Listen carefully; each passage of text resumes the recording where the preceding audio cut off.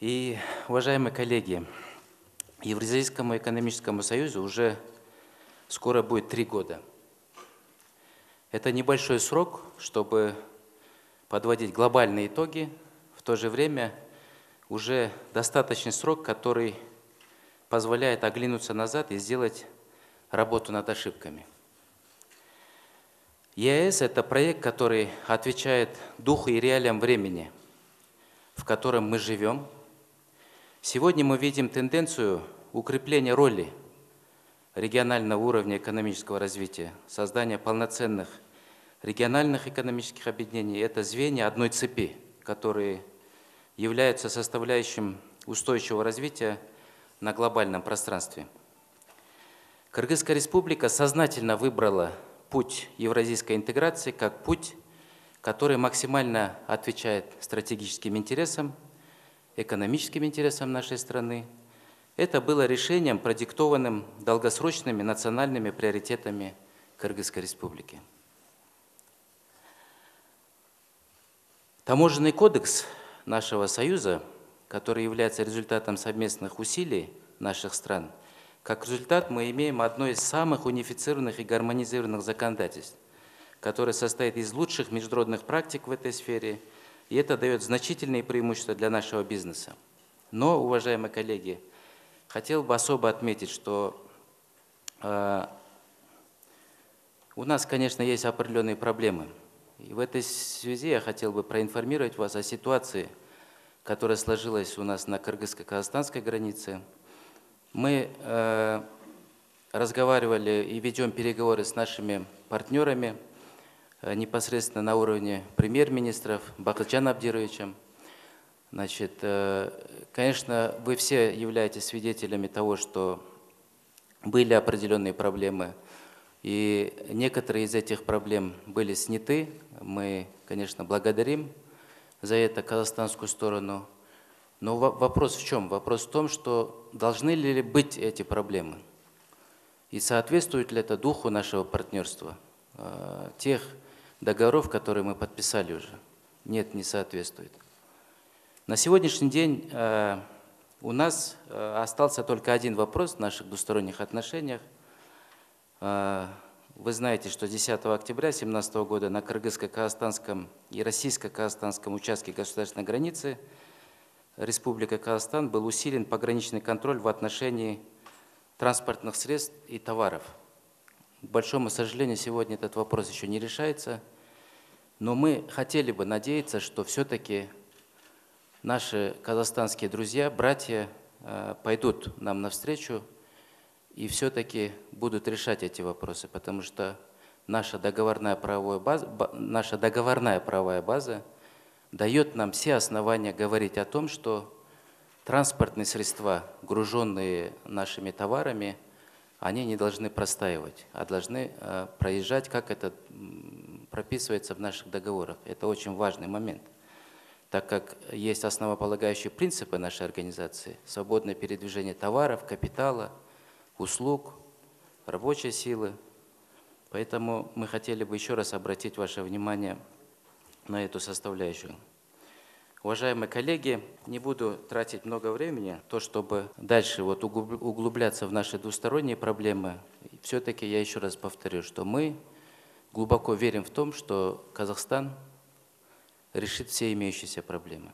Уважаемые коллеги, конечно, тоже было подготовлено определенное выступление, но с учетом того, что там, в принципе, все вопросы на узком составе мы все договорились, решили, очень плотно проработали, и чтобы время ваше в дальнейшем не отнимать, у нас остается только подписать те договоренности, которых мы достигли. Я хотел бы несколько слов сказать. Сейчас Сапар Жумагатович сказал, что есть определенные сложности и трудности на казахстанско-кыргызстанской границе. Я хотел бы коллег и в присутствии в расширенном составе проинформировать, что на самом деле. Я хотел бы кратко дать обзор ситуации по товарным поставкам из Китайской Народной Республики. По данным Евразийской экономической комиссии, импорт стран Евразийского экономического союза в 2016 году составил 201 миллиард долларов США. При этом наибольший удельный вес приходится на Китай. 22,7%. Аналогичная ситуация сложилась также за 7 месяцев этого года.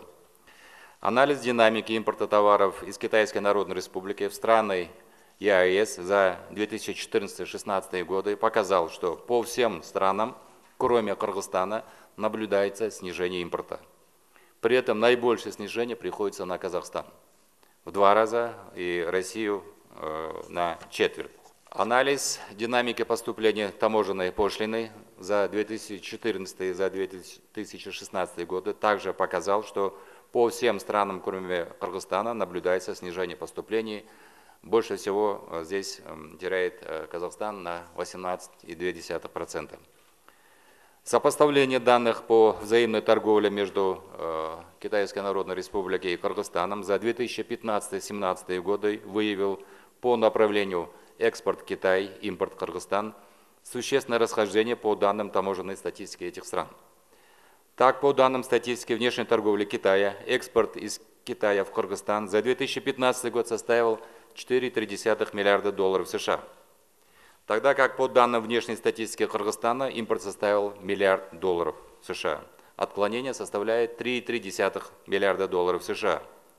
В 2016 году по данным Китая экспорт составил уже 5,6 миллиардов долларов США, а по данным Кыргызстана импорт составил 1,5 миллиарда.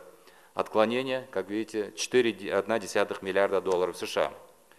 Учитывая, что за 8 месяцев 2017 года по данным Китая экспорт составил 2,6 миллиарда долларов США, а по данным Кыргызстана импорт составил 900 миллионов долларов США, оценочные в целом за 2017 год экспорт из Китая в Кыргызскую республику составит 3,9 миллиардов долларов США и, соответственно, отклонение 2,5 миллиарда долларов США. Ситуация с расхождением данных статистики внешней торговли имеется и по Казахстану. Вместе с тем, если в 2016 году по Казахстану доля расхождения к общему объему внешнеторгового оборота составляет всего 9%, то по Кыргызстану доля расхождения к общему объему внешнеторгового оборота составляет более 30%. Анализ объемов импорта отдельных товаров показал неадекватный рост ввоза на душу населения. К примеру, по 62-й товарной группе ТНВ предметы одежды из Китая в 2016 году показывает наибольший ввоз в Кыргызскую республику 7710 тонн, при сравнении, например, с Российской Федерацией 4260 тонн и в Республике Казахстан 327 тонн. При этом оценка ввоза по данной позиции на душу населения показала, что в Кыргызстан ввезено на 1,3 килограмма на человека, в Россию 0,03 килограмма на человека, в Казахстан 0,02 килограмма на человека. Таким образом, в Кыргызстан ввозится одежды больше, чем в Казахстан в среднем в 65 раз и больше, чем в Россию в 43 раза.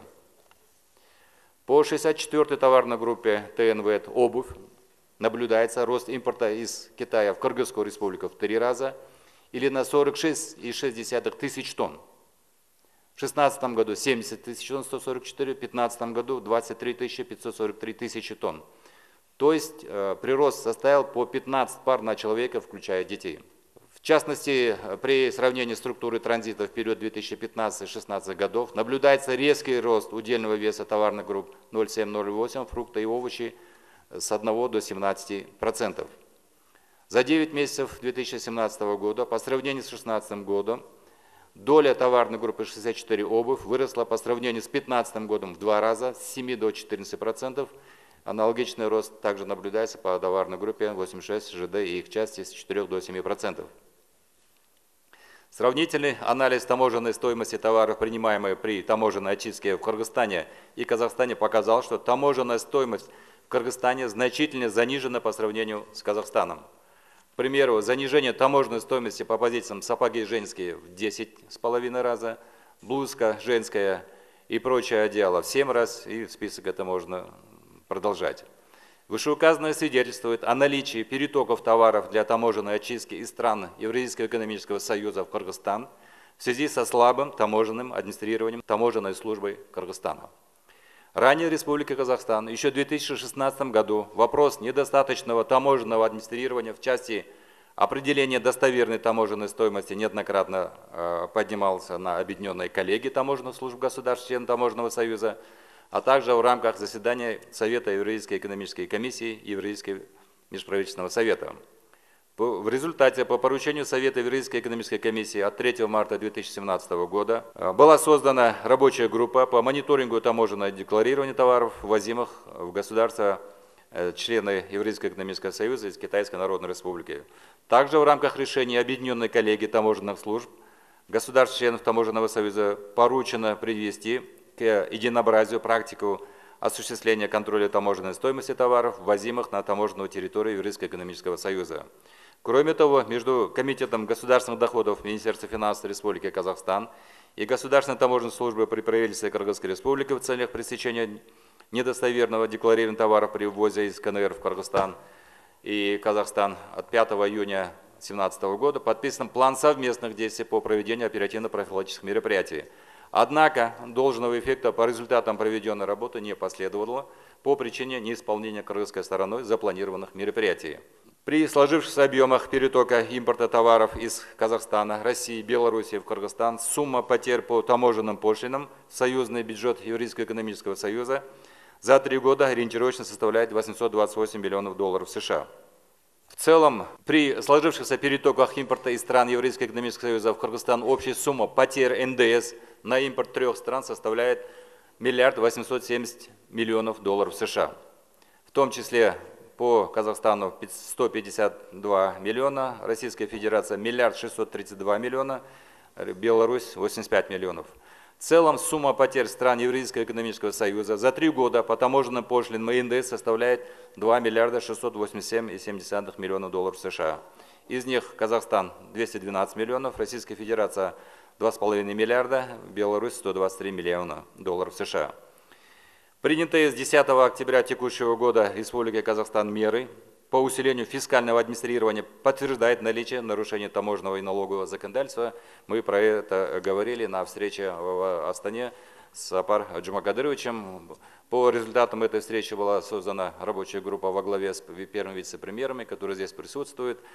С 0 часов 19 числа было открыто полностью свободное передвижение физических лиц, грузов, автотранспортных средств грузовых, которые следуют порожняком регулярного автобуса и легкового транспорта.